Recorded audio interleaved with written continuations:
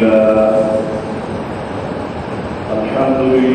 نحمده ونستعينه ونستغفره ونؤمن به ونتوكل عليه ونعوذ بالله من شرور أنفسنا ومن سيئات أعمالنا من يهده الله فلا مضل له ومن يضلله فلا هادي له ونشهد أن لا إله إلا الله وحده لا شريك له ونشهد أن سيدنا وحبيبنا ومولانا محمدا عبده ورسوله صلى الله تعالى عليه وعلى آله وأصحابه وبارك وسلم تسليما كثيرا أما بعد فأعوذ بالله من الشيطان الرجيم بسم الله الرحمن الرحيم قل إن كنتم تحبون الله فاتبعوني يحببكم الله ويغفر لكم ذنوبكم والله غفور رحيم صدق الله مولانا العظيم اللهم صل على محمد وعلى آل محمد كما صليت على إبراهيم وعلى آل إبراهيم إنك حميد مجيد اللهم بارك على محمد وعلى آل محمد كما باركت على إبراهيم وعلى آل إبراهيم إنك حميد مجيد محترم حضرات مسلمان الكرام وأولياء الأحباب सर्वप्रथम महान अल्लाह रब्बुल आलमीन के दरबारे लाखों कोटि शुक्रिया अदा करছি যে আল্লাহ সুবহানাহু ওয়া তাআলা আমাদের কাছে পবিত্র জুমার নামাজ আদায়ের উদ্দেশ্যে মসজিদে এসে উপস্থিত হওয়ার তৌফিক দান করেছেন আলহামদুলিল্লাহ আল্লাহ সুবহানাহু ওয়া তাআলা আমাদের উপস্থিতিকে মেহেরবানি করে কবুল ও মঞ্জুর করুন আমিন পবিত্র বাহে রবিউল আউয়াল উপলক্ষে আমরা আমাদের প্রিয় নবী বিশ্বনবী রাহমাতুল আলামিন সাইয়্যিদুল মুরসালিন রাসূলুল কারীম মুহাম্মদুর রাসূলুল্লাহ সাল্লাল্লাহু আলাইহি ওয়াসাল্লাম কে আলোচনা করব পবিত্র কোরআনে কারীমে সূরা আল-ইমরানের 30 নম্বর আয়াতে আল্লাহ তাআলা বলেছেন যদি আল্লাহ রাব্বুল আলামিন তৌফিক দান করেন কিছু কথা পেশ করব ইনশাআল্লাহ তাআলা আল্লাহ রাব্বুল আলামিন বিশ্ববাসী কল্যাণে মানুষের হিদায়াতের উদ্দেশ্যে যুগে যুগে আম্বিয়া কেরাম আলাইহিস সালাম ওয়াস সালামকে পাঠিয়েছেন এবং হযরত আদম আলাইহিস সালাম থেকে নিয়ে হযরত ঈসা আলাইহিস সালাম পর্যন্ত অগণিত অসংখ্য নবী রাসূলগণ দুনিয়াতে এসেছেন সর্বশেষ নবী এবং সর্বশ্রেষ্ঠ নবী হযরত মুহাম্মদ রাসূলুল্লাহ সাল্লাল্লাহু আলাইহি ওয়াসাল্লামকে পাঠিয়েছেন এবং আজ থেকে নিয়ে পর্যন্ত এবং সামনে কিয়ামত পর্যন্ত আর কোনো নবী রাসূল আসবেন না আল্লাহ শেষ নবীকে এমন মর্যাদা এবং ফজিলত এবং এমন গুরুত্ব দিয়ে পাঠিয়েছেন যে সকল মানুষের জন্য তিনি যথেষ্ট তারপরে আর নতুন নবীর প্রয়োজন নেই তখনকার সময় বিশ্বের যে অবস্থা ছিল সেটা আমরা গত সপ্তাহে আলোচনা করেছিলাম সেই সময়ে এমন একজন রহমতের নবীর আগমনের খুবই প্রয়োজন ছিল মানুষ যখন পৃথিবী চলাচলি করছিল শান্তির জন্য সুন্দর এবং স্বাভাবিক জীবনের জন্য কিন্তু তখনকার সময় সেই পরিবেশ ছিল না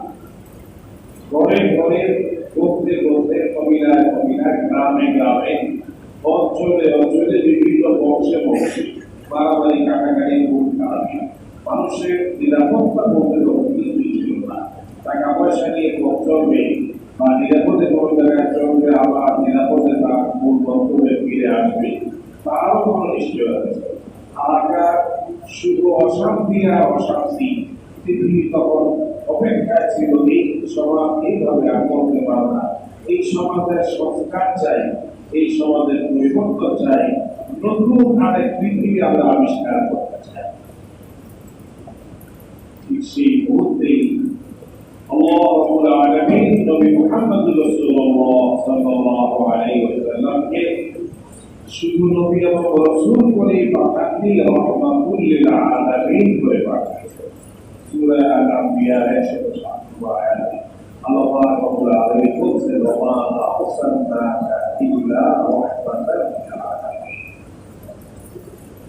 আল্লাহ রাব্বুল আলামিন নিজের নামের সাথে রব্বুল আলামিন এই একটি দায়িত্ব তৈরি করেছেন। আর আমাদের নবী রাসূল কারীম সাল্লাল্লাহু আলাইহি ওয়াসাল্লামের সাথে রাহমাতুল লিল আলামিন শব্দ দিয়েছেন। আল্লাহ রাব্বুল আলামিন যেমন বিশ্ববাসীর প্রতিপালক এবং যতটুকু পরিধির জন্য, যত সময়ের জন্য, যেখানে কারো কোনো পার্থক্য নেই, সমস্ত সৃষ্টিজীব, সমস্ত মানবতা যা কিছু আছে, যা আমরা দেখতে পাই এবং যা আমরা দেখতে পাই না, আমাদের দেখার ভিতরে যা কিছু আছে, আমাদের দেখার বাহিরে তার চাইতে আরো অনেক অনেক বেশি আছে। শেষ পর্যন্ত সবকিছু মানুষ এই দুনিয়ার সৃষ্টি দেখা পাবে কিনা বা দেখতে পারবে কিনা বা দেখে শেষ করতে পারবে কিনা তার ভবিষ্যৎ। যত সময় যাচ্ছে বিজ্ঞানের উৎকর্ষতায় এবং উন্নতির মধ্যে যা কিছু আবিষ্কার হচ্ছে, যেন নতুন নতুন কিছু আমরা পাই যা এর আগে কোনদিন আমরা কল্পনাও করতে পারি নাই। এখন পর্যন্ত যতটুকু বিজ্ঞান পৌঁছেছে, এর আগে পর্যন্ত আরো কতটুকু অগ্রসর হবে, কিন্তু আল্লাহ রাব্বুল আলামিনের সৃষ্টি রহস্য, তার কতটুকু বিস্তৃতি আছে, কতটুকু ব্যাপ্তি আছে, এটি জানি না কিয়ামত পর্যন্ত সব আবিষ্কার করা সম্ভব হবে। আল্লাহ রাব্বুল আলামিন সবার জন্য এবং সব কিছুর জন্য যার যা পরিমিত হবে, যার যা কিছু যখন প্রয়োজন, সব কিছুর চাহিদা পূরণ করতে পারার একমাত্র সত্তা তিনি আল্লাহ রাব্বুল আলামিন। তার গতির কোনো পরিধি নেই, তিনি সীমাবদ্ধতা নেই। তিনি যেমন অসীম, তিনি যেমন কল্পনার মধ্যে, তার শক্তি, তার নিয়ন্ত্রণ, তার ক্ষমতা, তার যোগ্যতাও সব আমাদের হিসাব নিকাশের বাইরে। আল্লাহ রাব্বুল আলামিন নিজের জন্য যতটুকু মাখলুকাত, যতটুকু সৃষ্টি আর যতটুকু সময়ের জন্য রব্বুল আলামিন আমাদের প্রিয় নবী হযরত মুহাম্মদ রাসূলুল্লাহ সাল্লাল্লাহু আলাইহি ওয়াসাল্লামকে সব কিছুর জন্য ঘোষণা দিয়েছেন রাহমাতুল লিল আলামিন। তিনি শুধু মানুষের জন্যই রহমত নন, তিনি জিন জাতির জন্যই শুধু রহমত নন, বরং মানুষ, জিন এবং আরো যত মাখলুকাত আছে, কীট পতঙ্গ, পোকামাকড়, গাছ, সাগর, নদী, পাহাড়, সব কিছুর জন্য তিনি রহমত। এমন একজন সত্তা এবং বৈশিষ্ট্যওয়ালা রাসূল দুনিয়ার মধ্যে আল্লাহ রাব্বুল আলামিন আরেকজন পাঠান নাই। এক এক নবী রাসূলকে এক এক যুগের চাহিদা পূরণের জন্য এবং পৃথিবীতে যখন যে জিনিসের মানুষের আকর্ষণ ছিল, যে জিনিসের সবচেয়ে বেশি প্রভাব ছিল, আল্লাহ রাব্বুল আলামিন সেই নবী রাসূলকে ওই যুগের সবচেয়ে বড় বৈশিষ্ট্য দিয়েছেন। যে জিনিসের যদি মানুষের দুর্বলতা ছিল, সেই জিনিসটার উপরেও আরো যোগ্যতা দিয়ে তুমি আমাদের পাঠিয়েছে। আমাদের মূসা আলাইহিস সালামের সময় যেমন জাদু করতে খুব প্রভাব ছিল, জাদুবিদ্যায় মানুষ পারদর্শী ছিল এবং জাদু দিয়ে মানুষকে অনেক কিছু তারা ম্যানেজ করার জন্য চেষ্টা করত। এবং সেটাই চেয়েছিল হযরত মূসা আলাইহিস সালাম যখন নিজের মুজিজা পেশ করলেন, তো বলছেন, মূসা তুমি কি জাদুকর হয়ে গেছো? তুমি তো আমাকে জাদু দেখাইতেছো বলা হয়, তো তুমি আর কি জাদু জানো? আমার অঞ্চলে, আমার এই সিরিয়া এবং আমার আশেপাশে অনেক বড় বড় জাদুঘর আছে, দেখি তাদের সাথে মোকাবেলা করতে পারো কিনা। যদি তাদের সাথে মোকাবেলা নিয়ে যেতে পারো, তাহলে তারা তোমাকে বিশ্বাস করতে পারে। আমার জাদুকরদের কাছে যদি হেরে যাও তাহলে আমি তো অনেকই মানি।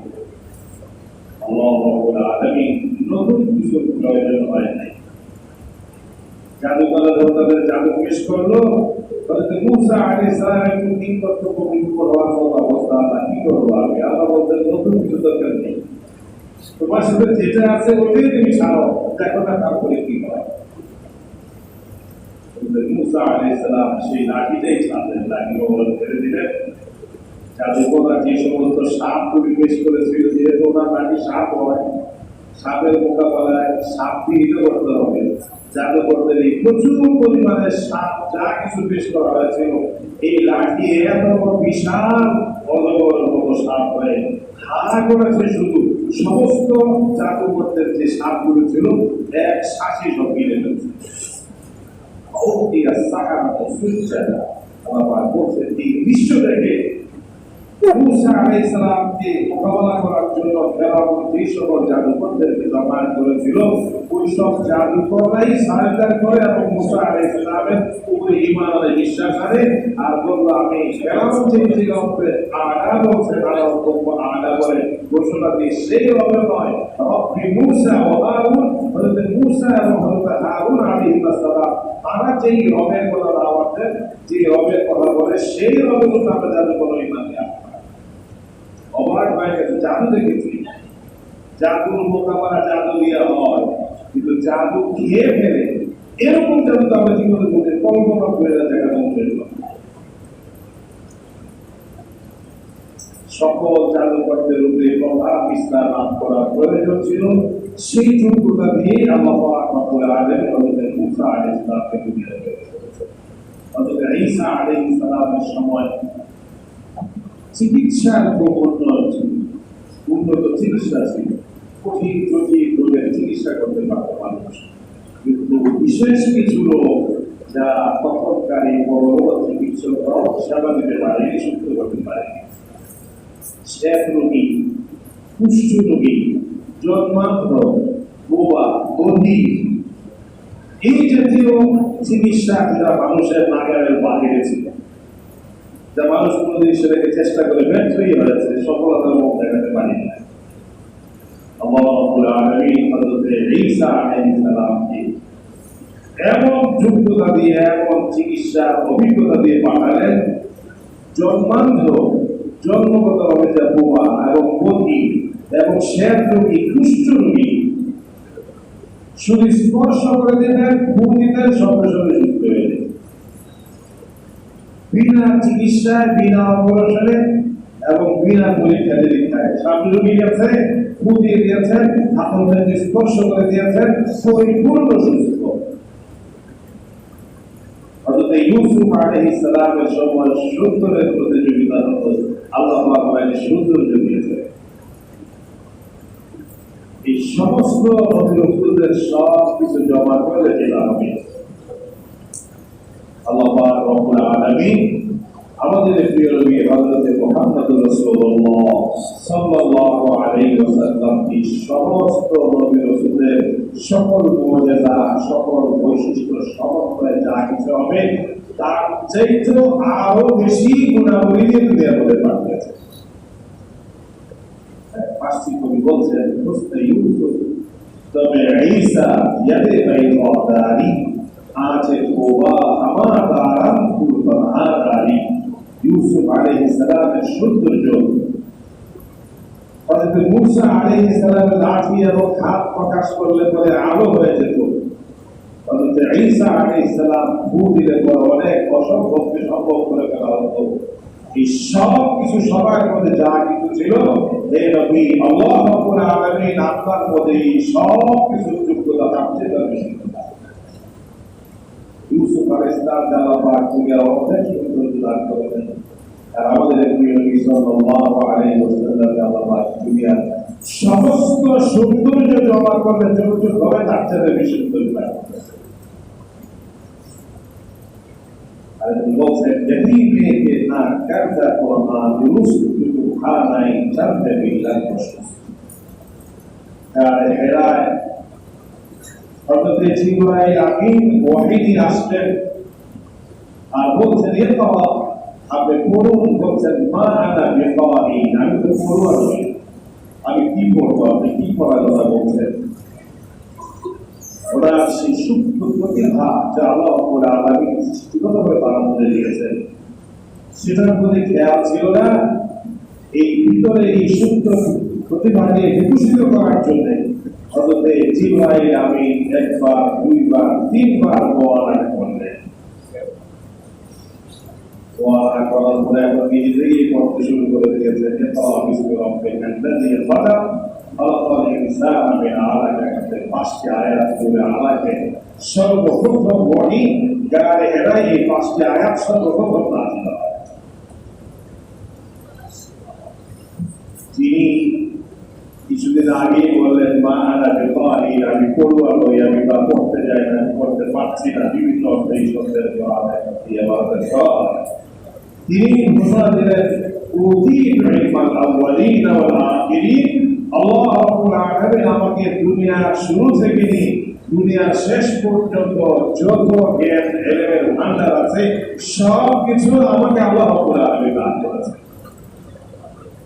এবং বলছে ইন্নামা বুইসতু মুআল্লিমা, ইন্নামা বুইসতু লিউতাম্মিমা মাকারিমাল আখলাক। আল্লাহ পাক আমাকে মুআল্লিম, প্রশিক্ষক হিসাবে, শিক্ষক হিসাবে দুনিয়া পাঠিয়েছেন এবং মানুষের নৈতিক চরিত্রের উৎকর্ষ সাধনের জন্য, সুসংগঠিত করার জন্য, একটি আদর্শ সমাজ, আদর্শ জাতি উপহার দিতে পারি, সেই জন্য আমাকে দুনিয়া আল্লাহ রাব্বুল আলামিন পাঠিয়েছেন।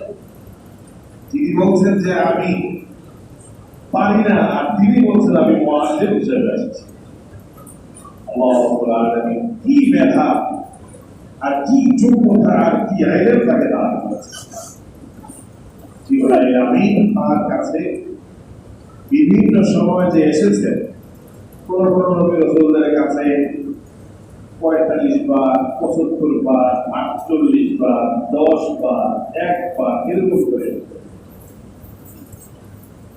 কিন্তু রাসূল কারীম মুহাম্মদ রাসূলুল্লাহ সাল্লাল্লাহু আলাইহি ওয়াসাল্লামের দুনিয়ায় থাকার সময়টা যদিও খুবই কম। হযরত মূসা আলাইহিস সালাম লম্বা হায়াত পেয়েছেন, ওনার কাছে ৭৫ বার এসেছেন। হযরত ঈসা আলাইহিস সালামের কাছে ৪৫ বার এসেছেন। হযরত ইব্রাহিম আলাইহিস সালামের কাছে ৪৮ বার এসেছেন। কিন্তু আল্লাহ পাক রব্বুল আলামিনের পক্ষ থেকে জিবরাইল আমিন রাসূল কারীম সাল্লাল্লাহু আলাইহি ওয়াসাল্লামের কাছে ২৪,০০০ বার, ২৪ মাস না, ২৪ বছর না, ২৪ না, ২৪,০০০ বার। সেই নবীর উম্মত আমরা, তিনি উম্মতের জন্য সারাটা জীবন উৎসর্গ করে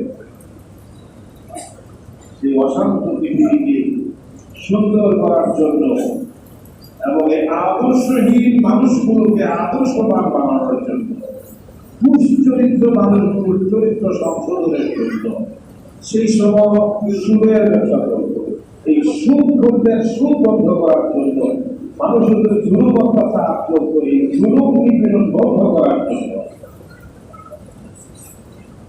মানুষের প্রাণ সংহার করার জন্য, প্রাণ দেওয়ার জন্য,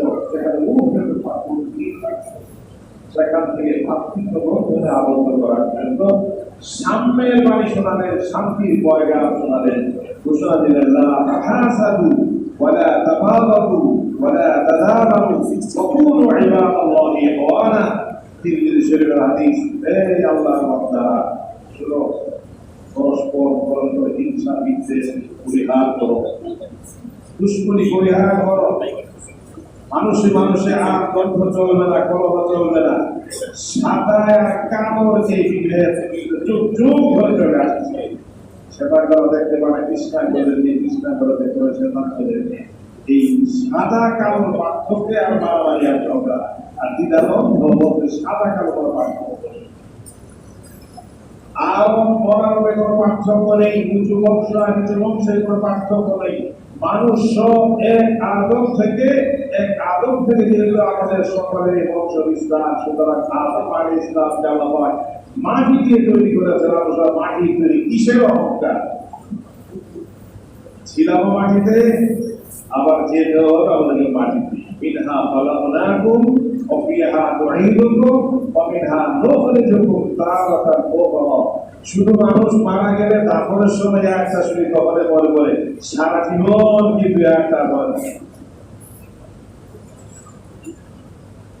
মাটি দ্বারা আমার এই দেহ, আর মাটির সব খাবারই কিন্তু আমরা খাই, মাটির সাথে আমাদের সব কিছু, যত কিছু খাই খাবার বলতে যা আছে সব মাটি থেকে তৈরি। তা আমি যখন মাটি দ্বারা তৈরি, আমার গঠনটা ওই মাটি দ্বারাই হয়েছে। ফল মূল যা কিছু আছে, টক ঝাল মিষ্টি, রান্না করা রান্না ছাড়া, ভাজা পোড়া এবং কাঁচা যত কিছুই খাই সব মাটির থেকে।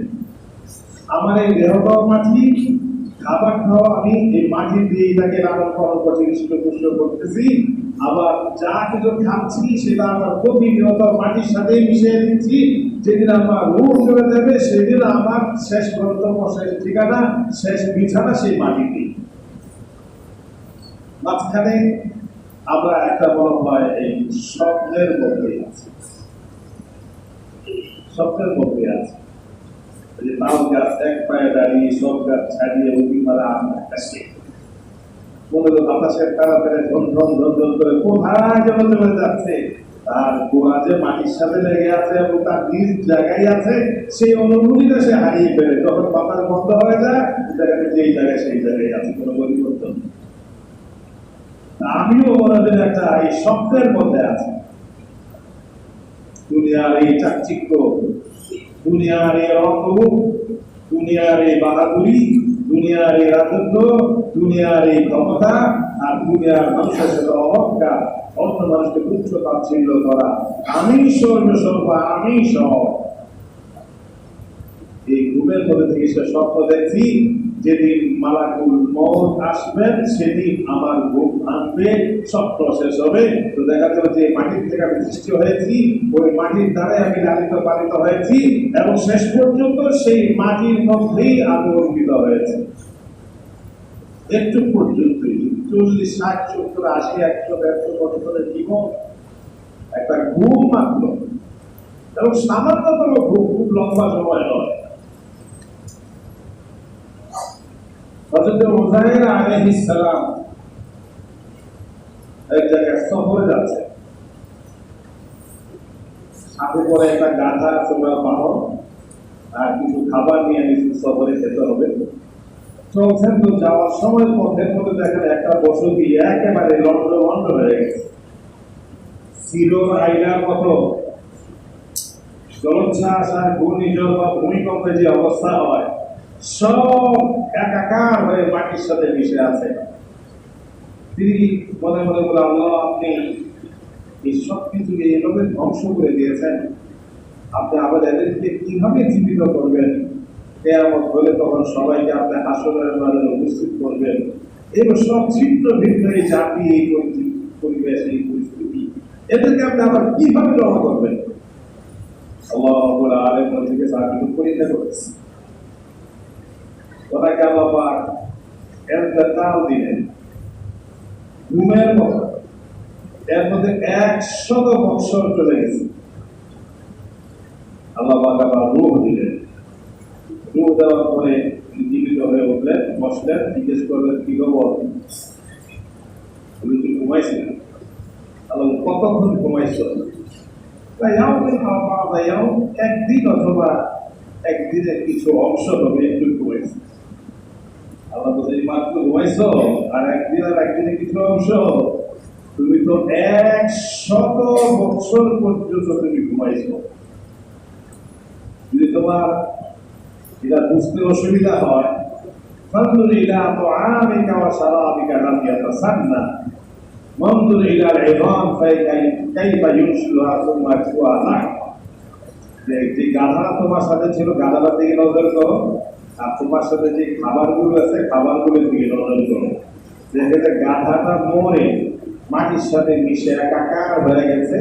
কিছু হাত দিয়ে কিছু পশম, যেগুলি সাধারণত মাটিতে নষ্ট হয় না, এগুলি আছে। আর খাবার পানীয় যা কিছু ছিল সব টাটকা গরম, এখনো ঠান্ডাও হয় না, বাসিও হয় না। আল্লাহ পাক বলছেন কতদিন হতে পারে? এখন দেখো গাধার দিকে নজর করলে দেখা যাবে যে ঠিকই 100 বছরই গেছে, আর খাবারের দিকে নজর করে দেখা যাবে এখন তো 5-6 মিনিট হয়েছে। আমি আল্লাহ এটাও করতে পারি, আমি আল্লাহ এটাও করতে পারি, আমি আল্লাহ কত বড় কুদরতের মালিক, এইবার তুমি চিন্তা করে দেখো।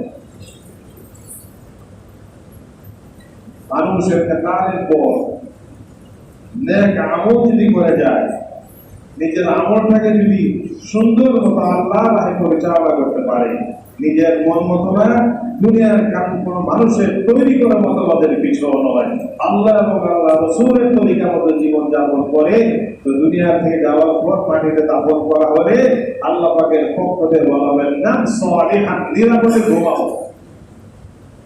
দুনিয়াতে যেমন তোমার বাসায় থাকলে মানুষ আসে ফোন করে, দরজা অনেক বেল চাপতে, অথবা নাতি পুতিরা থাকলে তোমার চুলে ধরে টান পারে, নাকে ধরে টান পারে, রুমের মধ্যে যতই তুমি ঝিলমিল ঘুমাইতে চাও, দেয় না তোমাকে আরামে ঘুমাতে, একজনের ডিস্টার্ব হবেই। হয় টেলিফোন বাজে ওঠে, তবে ল্যান্ডফোন বাজে ওঠে, পাশের রুমে কেউ জোরে কথা বলে, খোলা বলে চিৎকার করে, হঠাৎ ব্যথা কান্না করে, ঘুম ভাতে তুমি বিরক্ত হও। কিন্তু এখানে তুমি এমন জায়গায় চলে এসছো, সম্পূর্ণ আমার কাস্টডিতে তুমি চলে আসছো, এখানে তোমাকে ডিস্টার্ব করার মতো কেউ নাই, তোমার ঘুম ভাঙার মতো কেউ নাই, তোমার খাবারে ক্ষুধা লাগলে ক্ষুধায় তুমি ঘুম ভেঙে যাবে এমনটাও কিন্তু না।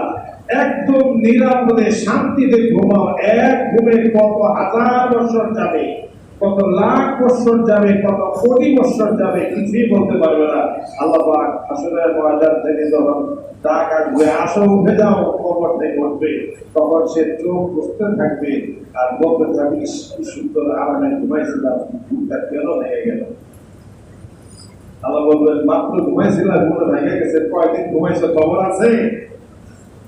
কবে তোমাকে দাফন করেছে, মাঝখানে কত যুগ চলে গেছে, দুনিয়ার কত উত্থান পতন, কত কিছু হয়ে গেছে। তুমি যে মাত্র 3 ফুট 2.5 ফুট মাটির নিচে ছিলা, এর উপরে মাটির উপরে কত কিছু হয়ে গেছে, কত ভাঙচুর, কত আন্দোলন, কত সংগ্রাম, কত পরিবর্তন, কত কিছুই বলতে পারবে না। এত ঘুমাইলা, এত বছর, হাজার লাখ কোটি কোটি বছর ঘুমানোর পরে ঘুমটাকে ভাগলো, বিশাল বড় সময় চলে গেছে, বুঝতে পারো না। এই জন্য বলা আছে সেই ঘুমের মধ্যে আমরা আছি। 20-30-40 বছর তো কিছুই না, কিভাবে পার হয়ে যাবে, কিভাবে শেষ হয়ে যাবে। আমার এই দেহ, এটা মাটি, এবং মাটির দ্বারাই পালিত, শেষ আশ্রয়, শেষ ঠিকানা আবার সেই মাটির মধ্যেই। এইটা নিয়ে আমরা বাহাদুরি করছি। তাই রাসূল কারীম মুহাম্মদ রাসূলুল্লাহ সাল্লাল্লাহু আলাইহি ওয়াসাল্লাম সামনের বাণী শোনালেন, এই দুনিয়ার জীবনটাকে আসল জীবন মনে করো না, দুনিয়াটাই তোমার সব, এটাকে ধরে ফেলো না, বরং দুনিয়া তুমি একটা ঘুমের ঘরে স্বপ্নের মধ্যে আছো। এই দুনিয়ার জীবনের পরে হবে আসল জীবন, সেখানেই হিসাব নিকাশ হবে, কে কত বড়, কে কত ছোট, কে কতটুকু সফল আর কে কতটুকু ব্যর্থ, সেদিনকার হিসাব নেই হলো আসল। সুতরাং সেই হিসাব নিতে হয় পরস্পরের যে বিরোধ, বিভেদ সংশোধন করে হলো, সুন্দর হয়ে যাও। হিংসা, বিদ্বেষ, অহংকার, মারামারি, ঘোরাঘুরি সবকিছু বর্জন করো। কোনো ইবাদাতুল্লাহি ইখওয়ানা, আসো দুনিয়ার সব মানুষ ভাই ভাই হয়ে জীবনযাপন করো। ওই সময়ে এই জাতীয় এত সুন্দর মুসলিম বক্তব্য দেওয়ার মতো আরেকটা কেউ ছিল না। তিনি হলেন আমাদের প্রিয় নবী রাহমাতুল লিল আলামিন হযরত মুহাম্মদুর রাসূলুল্লাহ সাল্লাল্লাহু আলাইহি ওয়াসাল্লাম। মানুষের কল্যাণের জন্য নিবেদিত প্রাণ হয়ে নিজের জীবনটাকে উৎসর্গ করে দিয়েছেন। সামায়েলের তিরমিজি শরীফের মধ্যে হযরত হাসান রাদিয়াল্লাহু তাআলা নাতি বর্ণনা করেছেন, লাইসাত লাহু রাহাতুন তাবিলুস সাকতি মুতাওয়াসিলু আহজান দাইমুল ফিকরা। সব সময় উম্মতের চিন্তায় নির্ভর থাকতেন, একটা অস্থিরতা ওনার মধ্যে কাজ করত, এবং অধিকাংশ সময় চুপ থাকতেন, খামোশ থাকতেন, এর মধ্যে চিন্তা এবং গবেষণা করতেন এই পথগুলা জাতির এই অশান্ত পৃথিবীকে কিভাবে সুন্দর করা যায়, এই পথগুলা মানুষকে কিভাবে মুক্তির সঠিক সন্ধান দেওয়া যায়, এই বিভ্রান্তির মানুষগুলোকে কিভাবে হেদায়েতের পথে আনয়ন করা যায়, আর এই অশান্ত সমাজটাকে কিভাবে শান্তি দেওয়া যায়। মানুষ মানুষের নিজের জানের নিরাপত্তা পায়, মালের নিরাপত্তা পায়, নারী তার সতীত্ব রক্ষা করতে পারে, একজন তার ইজ্জত এবং সম্ভ্রম রক্ষা করতে চলতে পারে, সকলের নিজ নিজ অবস্থান থেকে স্বাধীনভাবে চলতে পারে, গোলামের জিনজির থেকে কিভাবে মুক্ত হতে পারে, জুলুম আর শোষণ থেকে কিভাবে নিরাপদ থাকতে পারে, সাহায্যের জন্য জুলুম করতে না পারে, আর মজলুম যেন আর মজলুম না হতে পারে। মজলুম সে তার বিচারটা পায়, তার অধিকারটা পায়, আর জালেম সে তার জুলুম থেকে রক্ষা করে নিজেকে জাহান্নাম থেকে বাঁচাতে পারে। এই চিন্তা, এই গবেষণা আর এই অস্থিরতা তার ভিতরে সব সময় কাজ করে। লোকালয়ে যখন থাকতেন, মানুষের সামনে যখন থাকতেন, তখন যেমন একই উন্নতের চিন্তা দেখি, যখন নিরিবিলি থাকতেন তখনও সেই উন্নতের দেখি। রাত যখন হয়ে যেত, সকলের হক, বিবিদের হক, আত্মীয় স্বজনদের হক, প্রতিবেশীর হক, নাতিপতিদের হক, সন্তানের হক, সব কিছু পূরণ করার পর এবং দেশি বিদেশি অনেক প্রতিনিধিরা আসত, রাষ্ট্রদূতেরা আসত, তাদের সাথে সময় দিলেন। কোন একটা দিন, কোন একটা সময় তিনি অবসর ছিলেন আর বেকার ছিলেন, এরকম একটা নজির তার ৬৩ বছর জীবনে। বলেন, ঘরেও যখন তিনি যেতেন, ঘরে যাওয়ার পরেও যতটুকু সময় থাকতেন এটাকে ৩টা ভাগ করে ফেলতেন, বিবিদের জন্য এবং আত্মীয় স্বজন মেহমানদের তাদের জন্য, আর একটা সময় আল্লাহর জন্য। সুবহানাল্লাহ। রাতের আঁধারে সবাই ঘুমিয়ে যেতেন, সবাই আরামে চলে যেতেন, কিছু একটা সময় তিনি আরাম করার পর আবার ঘুম থেকে যেতেন, উঠে লম্বা সময় দীর্ঘ দীর্ঘ কেরাত দিয়ে দীর্ঘ সময় রুকু এবং সিজদা দিয়ে নামাজে দাঁড়ায় থাকতেন, নামাজ পড়তেন, আল্লাহর কাছে ফরিয়াদ করতেন, রোনাজারি করতেন, কান্নাকাটি করতেন। আমার আয়েশা রাদিয়াল্লাহু তাআলা আনহা বলেন, এমন দেখেছি কত সময় দাঁড়িয়ে ছিলেন তো দাঁড়িয়ে আছেন, রুকুতে গেছেন তো রুকুতে আছেন। দাঁড়ান থাকলে আমরা মনে করতাম যে আজকে মনে শুধু দাঁড়িয়েই থাকবেন, রুকুতে গেলে মনে করতাম যে এখন থেকে মনে শুধু রুকুতেই থাকবেন, আবার সেজদা যেতেন তো ভাবতাম যে হয়তো সেজদাই থাকবেন। এমন লম্বা দীর্ঘ সময় নামাজে বা দাঁড়ানো, রুকু যাওয়া, সেজদা যাওয়া এই করতেন।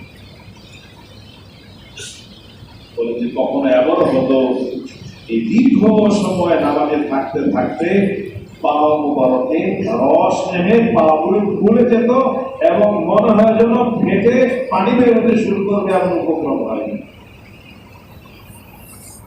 জিজ্ঞাসা করতাম, ইয়া রাসূলুল্লাহ, আপনি এত কষ্ট করেন, তখন আল্লাহু লাকা মা তাকাদ্দামা মিন যামবিকা ওয়া মা তাআখার। সূরা আল-ফাতহের প্রথম আয়াত, দ্বিতীয় আয়াত তেলাওয়াত করে শোনাইতেছে। আপনার তো আল্লাহ পাক সব আগে করে মাফ করে দিয়েছেন, এরপরে কেন এত কষ্ট? ইয়া আয়েশা, আপনারা ওয়াহিদুয়া তাকুন আবদান শাকুরা। আমি আল্লাহর কৃতজ্ঞতা প্রকাশ করছি, আল্লাহ আমাকে সুসংবাদ দিয়েছেন, এটার হক আদায় করছি।